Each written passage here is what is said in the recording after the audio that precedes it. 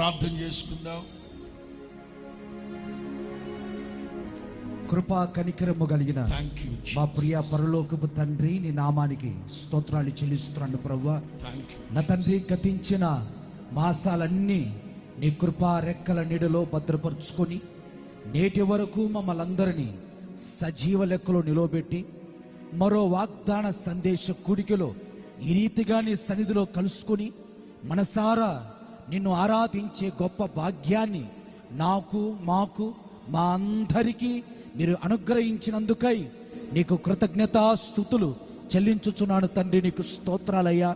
నా తండ్రి, ఈ జూలై నెలలో మీరు మమ్మల్ని అందరినీ ప్రేమించి ఓ అద్భుతమైన వాగ్దానాన్ని మీరు మాకు అనుగ్రహించినందుకై నీకు స్తోత్రాలు చెల్లిస్తున్నాను తండ్రి. ఈ వాగ్దాన కూడికలో చక్కగా పాటల ద్వారా, వాయిద్యముల ద్వారా మీరు మహిమను పొందారు. స్తుతి ఆరాధన చేసినప్పుడు సరికొత్త అభిషేకముతో అందరినీ మీరు బలపరిచినందుకై నీకు స్తోత్రాలు చెల్లిస్తున్నాను ప్రభువా. ఈ వేళ మీ దాసుని మీ పక్షముగా నిలవబెట్టుకొని ఓ అద్భుతమైన వాగ్దానపూర్వకమైన సందేశము ద్వారా అందరితో మీరు మాట్లాడినందుకై నీకు స్తోత్రాలు చెల్లిస్తున్నాను తండ్రి. నాయన, ఈ జూలై నెలలో మీరు మమ్మల్ని అందరినీ ప్రేమించి నా జనులను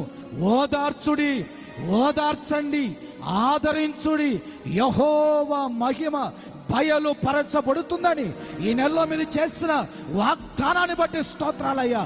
ఖచ్చితముగా నాయన, ఈ జూలై నెలలో నా తండ్రి, ఈ మహాదేవుని గొప్ప మందిరంలో పాల్గొన్న వారి మాత్రమే కాదయ్యా, ఈ మినిస్ట్రీ అంతా ప్రపంచ వ్యాప్తంగా ఈ వాగ్దాన సందేశ ప్రార్థన కూటంలో పాల్గొన్న ప్రతి ఒక్కరికి నీ మహిమ బయలుపరచబడబోతున్నదికై నీకు స్తోత్రాలు చెల్లిస్తాను ప్రభా.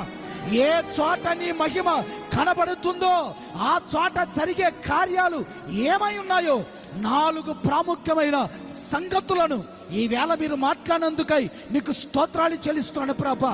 ప్రతి లోయ ఎత్తు చేయబడబోతుందని, లోయ అనగా పాపమని, శాపమని, విగ్రహారాధని, లోక సంబంధమైన కార్యక్రమాలని ఏ సంవత్సరములో, ఏ పరిస్థితుల మధ్యలో, ఏ పాపములో పడిపోయి, ఏ లోకములో పడిపోయి, ఏ విగ్రహారాధనలో పడిపోయి లేవలేని స్థితిలో ఉన్నారో అట్టి వారందరినీ కూడా ఈ జూలై నెలలో నీకు స్తోత్రాలు చెల్లిస్తున్నాడు ప్రభా.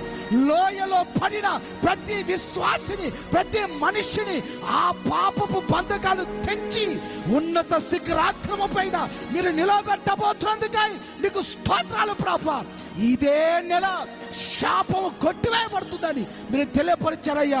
ప్రతి బంధకం తొలగిపోబోతున్నందుకై నీకు కృతజ్ఞత స్తుతులు చెల్లిస్తున్నాను ప్రభా. అలాగే ప్రతి పర్వతము అణిచివేయబడుతుందని ఆయన అయ్యా, ఈ విశ్వాసులు ఎవరి మధ్యలో పడుతున్నారో, ఎవరు మీ బిడ్డల్ని అణిచివేయాలని చూస్తున్నారో ప్రవచనాత్మకంగా మీరు మాట్లాడారయ్యా. ఎవరు అణిచివేయాలని చూస్తున్నారో వారి మధ్యలోనే తలగా నియమించబోతున్నారని, గొప్ప చేయబోతున్నారని ప్రభా. ఉన్నత స్థితిలో నిలబెట్టబోతున్నారని, ఏ స్థితిలో పడిపోకుండా అదే ప్రజల మధ్యలో, అదే జనముల మధ్యలో, అదే వ్యాపారంలో, అదే ఉద్యోగంలో ఉన్నత స్థాయికి ఎక్కించబోతున్నారని, ఘనపరచబోతున్నారని, అయ్యా ఉన్నత స్థితిలో నిలబెట్టబోతున్నారని మీరు మాట్లాడేందుకు స్తోత్రాలయ్యా. ఎంతో మంది ఈ మినిస్ట్రీని, నాయకులను, సేవకులను అణిచివేయాలని చూస్తున్నారయ్యా. వారి మధ్యలో కూడా ఈ మినిస్ట్రీని ఆయన ప్రగతి పదములో మీరు నిలబెట్టబోతున్నందుకై స్తోత్రాలు ప్రభు. ఉన్నత స్థాయిలో మరింత ఆశీర్వాదకరంగా మీరు వాడుకొనబోతున్నందుకై నీకు స్తోత్రాలు చెల్లిస్తాను స్వామి. నీకు స్తోత్రాలు అయ్యా. వంకరవి చక్కగా చేయబోతున్నాయి అని మీరు తెలియపరిచారయ్యా. గురి ఒకటి ఉంది, మాకొక గమ్యం ఉంది. ఆ గమ్యము కానరాకుండా ప్రతి మార్గం వంకరైపోయి మా దిశను తిప్పేస్తున్న ఈ భయంకరమైన దుర్దినములలో అయ్యా మా గమ్యం వైపు మీరు మమ్మల్ని తీసుకొని వెళ్ళబోతున్నారని, గురి అంతకే మీరు మమ్మల్ని నడిపించబోతున్నారని మీరు తెలియపరిచారయ్యా. గురి అంతకు మేము వెళ్ళినట్లుగా శ్రేష్టమైన మార్గంలో నడిపించబోతున్నారని, కొత్త మార్గంలో తీసుకెళ్ళబోతున్నారని, మేలుకరమైన మార్గాలలో నడిపించబోతున్నారని మీరు తెలియపరిచినందుకు స్తోత్రాలు చెల్లిస్తున్నాను తండ్రి. నీకు స్తోత్రమునైనా కరుకైన వాటిని సమముగా చేయబోతున్నారు. భయంకరమైన మార్గాలలో భయంకరమైన పరిస్థితులన్నిటినీ ఈ వేళతో మీరు తొలగించబోతున్నందుకై నీకు స్తోత్రాలయ్యా.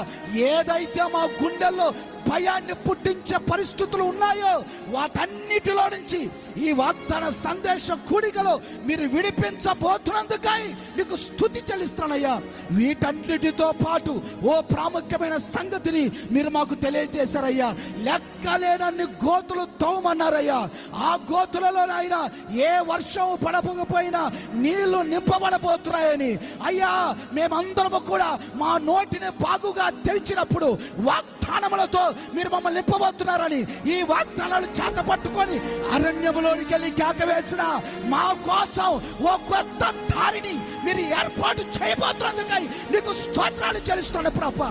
ఎన్ని దారులు మూయబడినా సరే ప్రభా, ఈ జూలై నెలలో ఈ వాగ్దాన సందేశ కూడికలో పాల్గొన్న ప్రతి ఒక్కరి కొరకు ఓ సరికొత్త మార్గాన్ని మీరు తెరవబోతున్నందుకు స్తోత్రాలు. కొత్త మార్గాల్లో నడిపించబోతున్నందుకు స్తోత్రాలు చెల్లిస్తున్నాను ప్రభా.